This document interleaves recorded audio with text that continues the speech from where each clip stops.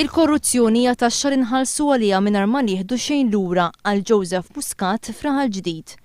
Irrefera l-każ li ħareġ fil-beraħ dak ta' korruzzjoni fit-Transport Malta, awtorità għal Joseph Muscat li hija dominju ta' Gonzi PN. Il-fatt illi biex jinqataw dal-4 miljun issa ħalli splodat in-nefqa tal-gvern b'60 miljun fl-ewwel xahar tas-sena. Daru biex parti minnhom jinqataw minn fuq in-nefqiet soċjali tal-gvern.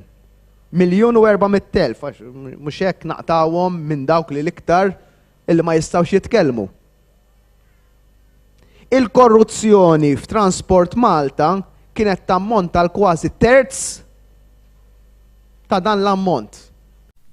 Joseph Muscat qal li hemm nuqqas ta' direzzjoni fil-qasam tal-ġustizzja u l-intern. Fakkar f'mozzjoni li l-oppożizzjoni ppreżentat fuq il-qasam u li issa ilha pendenti. Il-gvern kien għamel commitment pubbliku li ħan iddiskutuha sal-aħħar ta' Jannar.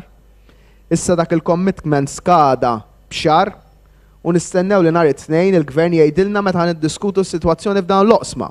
Il-mexxej Laburista rrefera l 61 miljun euro li l-gvern nefa' aktar fl-ewwel xahar ta' din is-sena u qal li r-raġunijiet jistgħu jkunu tnejn.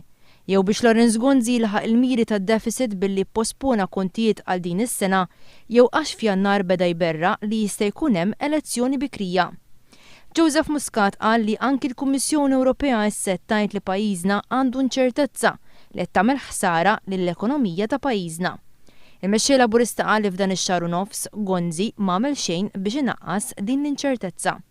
Joseph Muscat fakkar li l-elezzjonijiet tal-Kunsilju Lokali tal-10 ta' Marzu se jkunu qattela u diffiċli għal Partit Laburista u appella biex kull min għadu ma ġabarx il-vot jiġbru, jeżerċita dritt tiegħu u jażel il-kandidati kollha tal-Partit Laburista.